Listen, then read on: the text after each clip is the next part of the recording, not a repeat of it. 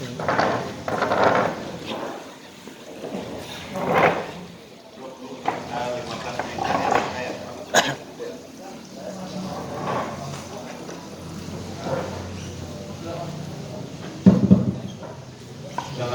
warahmatullahi wabarakatuh. Waalaikumsalam warahmatullahi wabarakatuh. Yang saya hormati kepada beberapa rekan saya dan di bela negara, Pak Ustadz, para perwira sekalian, dan khususnya para pelatih dan juga para atlet yang saya banggakan.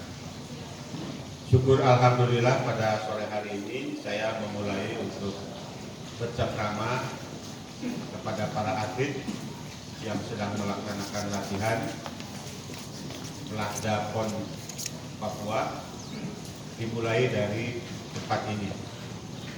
Besok lusa kita akan berundang, kemudian kita juga di Pajajaran, dan akhirnya kita menyebar ke tempat-tempat rekan kita yang sedang melaksanakan latihan. Secara informasi rekan-rekan atlet bahwa atlet kita ini kurang lebih secara logis itu 1000 sekian dan 500 sekian melaksanakan latihan secara tersentralisasi dan 500 sisanya itu melaksanakan latihan secara desentralisasi. Mengapa demikian? Karena bukan hanya COVID, tetapi ketersediaan fasilitas latihan yang kita miliki atau yang kita kelola itu sangat terbatas. Alhamdulillah kita mendapatkan bantuan untuk akomodasi dari Komandan Rindam sebagai pelaksana teknik. Izinnya kita sudah kepada Bapak Pangdam, karena kebetulan Bapak Pangdam pada posisi sebagai Komandan Kontingen Jawa Barat nanti di Papua. Rekan-rekan para atlet, ini adalah bulan Ramadan yang cukup luar biasa. Kalau Pak Ustadz menyampaikan penuh barokah, jadi kalau rencangan surga mah ibadah panglekat-lekat saja di bulan Ramadan. Jadi jangan sampai kita ketinggalan tamu yang cukup luar biasa, biar kita mendapatkan segala sesuatunya, kata orang kita itu seperti itu. Kata Ustadz lagi, karena saya bukan Pak Ustadz gitu ya. Mohon maaf Pak Ustadz, saya menyampaikan kata Pak Ustadz. Rek bener rek itu nama kumaha Pak Ustadz. Jadi cenah mah kieu. Dina bulan puasa tidur pun beribadah, jadi dapat pahala. Tapi nu tidur gimana kan itu yang jadi pertanyaan. Kata Pak Ustadz, di bulan puasa tidur saja dapat pahala, apalagi tidak tidur, jadi jangan dibalik. Kalau begitu paman gimana nih dalam bulan Ramadan ini? Kalau bisa, apa yang kita inginkan, yang kita punya kegiatan dimaksimalkan. Namun di bulan biasa kegiatan kita 2 jam, nah di bulan Ramadan lebih ke, jadi kita akan mendapatkan pahala.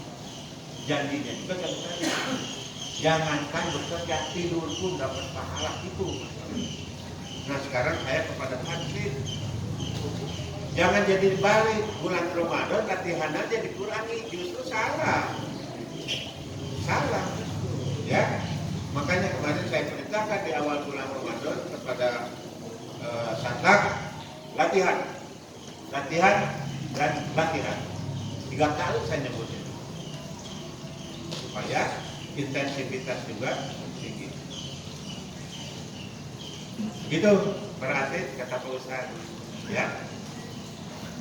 Sangkut pautnya dengan keberadaan saudara-saudara sekalian, bahwa secara durasi waktu kita masih memiliki 5 bulan ke depan. Kalau saya hitung setelah Lebaran besok, 5 bulan ke depan, saudara-saudara sekalian, kita punya waktu 3 bulan di ujung sebelum tanggal 16 September 2021 ya. Itu adalah pengokohan, pemantapan dari aspek teknik kemampuan saudara-saudara sekalian. sebelum 3 bulan yang terakhir itu termasuk sekarang ini adalah pemantapan secara umum, baik fisik maupun secara teknik dan juga secara individualistik. Saudara-saudara sekalian harus sudah dapat. Pertanyaannya, apakah saya sudah mendapatkan hal itu? Itu yang harus dijawab. Ya. Tadi saya bercengkrama dengan teman-teman atlet panahan, kemudian tadi ada atletik. Saya tanya kepada mereka, hasil babak kualifikasi kemarin seperti apa? Sekarang latihannya seperti apa? Ada ningkatnya enggak? Jam ada apa? Katanya lempar lebih kemarin berapa pada saat babak kualifikasi? 32, sekarang 34, berarti selama latihan 2019 sampai tadi kita nambahkan 2 meter.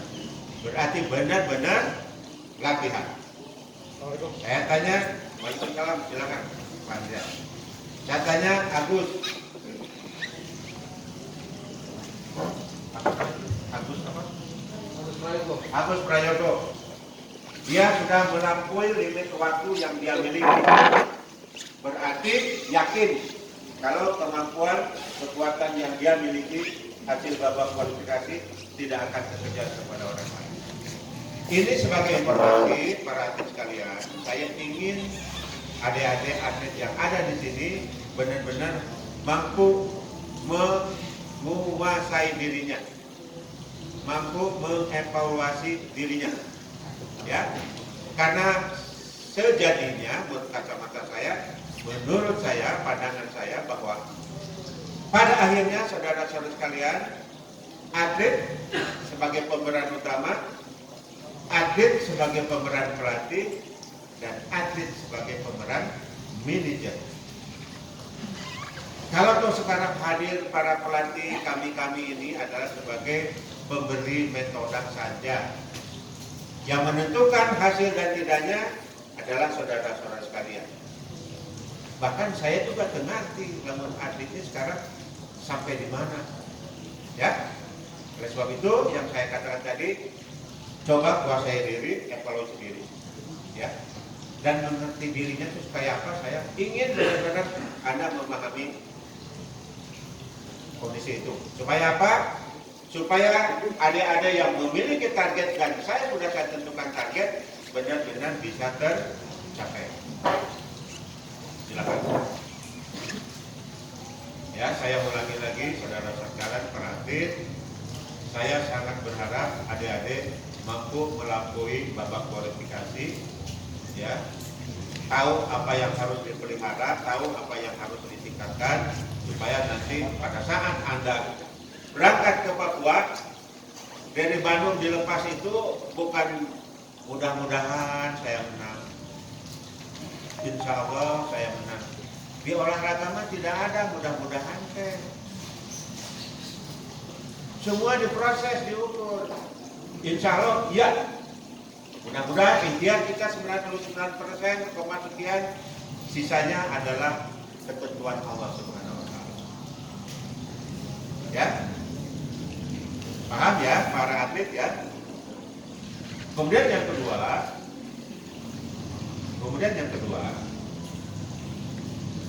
dalam dekade 2 tahun ini setelah babak kualifikasi sampai hari ini, kita ini nggak punya ukuran untuk mengatakan diri saya ini memiliki kemampuan sudah memenuhi kemampuan yang kita miliki babak kualifikasi kemarin. Karena eventnya nggak ada, Pak. Pertandingannya sangat miskin, minim. Ada beberapa cabang olahraga. Oleh sebab itu, saya lemparkan kepada saudara-saudara para atlet sendiri. Yang tadi pelatihnya Anda sendiri, atletnya komodoi, manajernya juga Anda sendiri. Kemas dirimu sendiri. Ya, latih dirimu sendiri, tentukan dirimu sendiri. Jangan sampai nanti kita betul-betul dikalahkan oleh diri sendiri. Sangat menyakitkan. Paham nggak kira-kira? Kok ketua ini ngomong dikalahkan oleh dirinya sendiri? Memang betul, Pak. secara filosofi sebetulnya para atlet itu sedang melawan dirinya sendiri. Apa sebab? Oh, musuhnya itu nanti perungnya di Papua kok. Sekarang itu adalah musuhnya adalah kekurangan di diri kita ini sekarang. Calon lawan kita larinya 12 detik. Saya baru 12 detik, 8. Supaya menang seperti apa?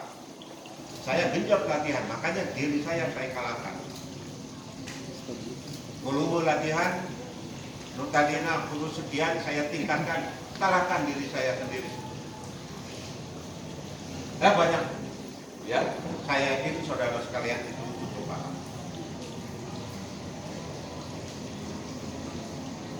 Kaitannya dengan itu, saudara-saudara para atlet khususnya, tolong diketahui sifat masing-masing cabang olahraga.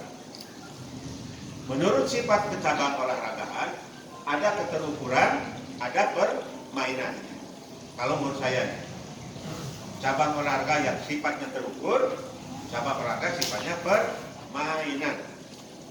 Kalau dilihat dari hasil atau untuk menentukan yang terbaik ataupun yang menang dan sebagainya, yang unggul maksud saya sifatnya juga ada 3 menurut saya nih.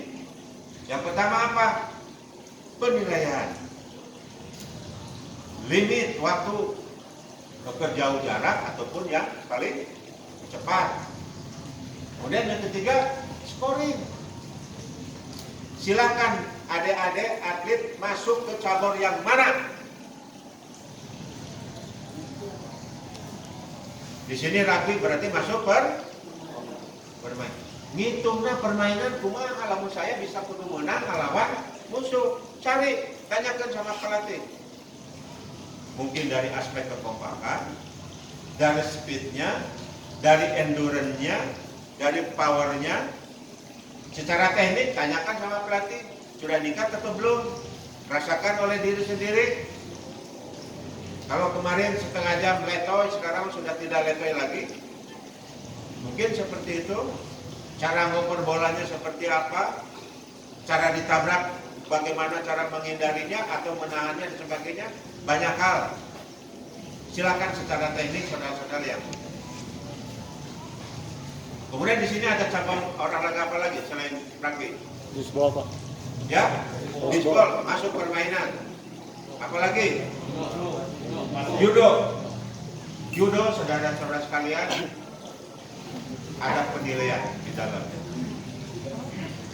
Ya, keterukuran. Kalau dia bisa ngebanting, poin hadir. Kalau dia keluar kalah, dia dapat poin. 4 menit kemudian dipertahankan, kita menang. Itu poin. Nah sekarang Anda latih dari aspek itu. Dari ciri khas kecabang olahragaan, saya maunya Anda sangat menguasai. Yang terakhir saudara sekalian, sangat percuma apabila latihan kita ini tidak diarahkan kepada sasaran yang ingin dicapai. Maksud saya sasaran yang ingin dicapai itu adalah Anda harus sudah tahu masing-masing lawannya. Ada perwakilan judo hadir di sini? Tiara, lawan kamu siapa? Hah? Dari Bali. Sesuai dengan kamu ketahui, lebih baik mana kemampuan dia atau dengan kemampuan kamu, Tiara? Kemampuan saya, Pak. Berarti Tiara wajib memelihara kemampuan supaya datang ke Papua itu pasti menang. Itu yang saya katakan keterukuran di olahraga. Mudah-mudahan Pak Ahmad saya menang. Saya mah Tiara.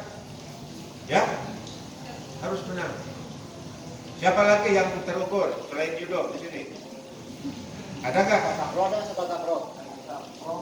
Sepak takraw. Yang dari itu, Renal ini belum hadir. Ada. Mana Renalnya? Oh, bisbol. Bisbol permainan. Senam penilaian. Nah, ini senam. Kalau permainan masalah penilaian itu senam itu tidak terlalu mudah, Pak. Bayangkan saja saudara-saudara sekalian seperti pemenangnya, sehingga nanti apa tuntutan dari tubuh yang harus dilakukan. Banyak hal sebetulnya yang ingin saya sampaikan, ini secara makro dulu aja, ya. Nanti saya akan spot langsung ke cabangnya masing-masing. Saya harus ketemu dengan pelatih, saya harus ketemu dengan para atlet, supaya saya ingin menuntaskan apa yang saya rancang bangun sekarang ini. Apa yang sedang saya rancang bangun, saudara-saudara harus paham. Strategi yang saya terapkan, satu di home base, saya harus mampu melaksanakan latihan pelatda ini sesuai dengan rancang bangun untuk mencapai target. Berarti harus diselesaikan permasalahan berkaitan dengan atlet. Apakah peralatannya sudah ditedungi atau betul atau belum? Karena saya sudah memberikan semua kebutuhan untuk atlet yang diusulkan oleh Pemprovnya masing-masing. Itu 2020 beres semua. Tidak ada yang di bawah 500 juta, semuanya di 500 juta ke atas. Satu. Yang kedua, saya tidak ingin ada lagi permasalahan berkaitan dengan sesuatu yang akan mengikat menjadi fasilitas pertandingan saudara-saudara sekalian secara individu. Kalau masih ada, harus segera menginformasikan ke kita, ya, supaya selesai tuntas. Karena saya tidak mau ada kesulitan-kesulitan yang diterima ataupun yang dimiliki oleh para atlet. Yang lainnya, saudara sekalian, kalau latihan ini oke, saya baru berbicara bagaimana pergeseran ke Papua. Lewat laut, lewat udara, berapa orangnya, harus bawa barangnya lewat laut seperti apa. Makanya saya kemarin saya minta berapa kontainer yang harus saya bawa ke sana, karena mau saya dulu, Pak. Yang ketiga, saya akan melayani Prima secara logistik, pelayanan Prima selama di sana, baik secara mandiri maupun saya mengatur pelayanan yang diberikan oleh PB PON. Oleh sebab itu saya sudah menunjuk koordinator masing-masing. Di sini hadir Pak Kolonel Purnawirawan Andreas. Ini koordinator untuk dinamika. Jadi Bapak inilah yang bertanggung jawab untuk kemenangan, bertanggung jawab untuk melayani logistik Prima, bertanggung jawab mengatasi masalah apapun. Nanti baru didampingi oleh cabur-cabur yang berada di Mimika. Kami juga menunjuk Maijen Purnawirawan Denny Kairawan, itu di kota Jayapura. Ya, kebetulan beliau bukan macet sebenarnya, jauh deh KDP. Jauh ke sore, kayak biasa-biasanya setengah jam sampai. Jadi beliau nanti yang akan menentukan segala-galanya. Kemudian ada Brigjen Purnawirawan Yudi Janibar, itu saya taruh di Merauke, 6 cabur di sana itu harus menang, beliau akan melayani. Nah, khusus untuk Kabupaten Jayapura, saya sedang berikhtiar untuk dikepalai, dikoordinir oleh Padang Rindang, karena beliau yang memahami tentang Kabupaten Jayapura. Itu strategi pelayanan selama di Papua. Dan saya juga mempersiapkan diri bagaimana adaptasi menguasai permasalahan supaya tidak berpengaruh terhadap atlet di sana. Masalah sosial budaya, masalah makanan, masalah apa saja. Dan saya tidak ingin saudara-saudara sekalian terpengaruh oleh situasi dan kondisi. Misalkan tadi ada pertanyaan, Pak, hari di Papua aman betul? Aman, sarwa aja di Bandung. Enggak ada bedanya. Yang membedakan hanya satu, bahasanya beda sedikit, yang lain sama. Bahkan silah pun enggak ada perbedaan, sama persis seperti saya. Jadi nggak usah khawatir. Alah Pak, itu di televisi ayat undang itu jauh, 3 jam perjalanan tidak tepat pun. Asruk-asrukan lewat hutan, menyaum tentara ukur. Ya. Di sisi lain, saudara-saudara sekalian, saya memastikan bahwa kunjungan-kunjungan nanti yang akan saya lakukan saudara-saudara kalian adalah untuk menyelesaikan permasalahan. Jadi strategi yang terakhir, saya ingin zero masalah. Ya, saya ingin zero masalah. Oleh sebab ini pertemuan awal untuk semua pihak, mohon dengan hormat adik-adik, para atlet, para pelatih, pemudi, jangan sungkan-sungkan untuk berkomunikasi dengan kita. Salah Pak. Saya kira itu aja. Ya, boleh. Kalau Bapak ulangi, ada ingin tanya jawab, ya apa saja nanti saya jawab. Sampai-sampai kalau dompetnya kosong juga saya jawab gimana caranya. Terima kasih. Assalamualaikum warahmatullahi wabarakatuh. Waalaikumsalam warahmatullahi wabarakatuh. Terima kasih kepada Bapak Ketua Umum yang telah memberikan pengarahannya pada sore hari ini kepada kita semua. Ya, hadirin berbahagia.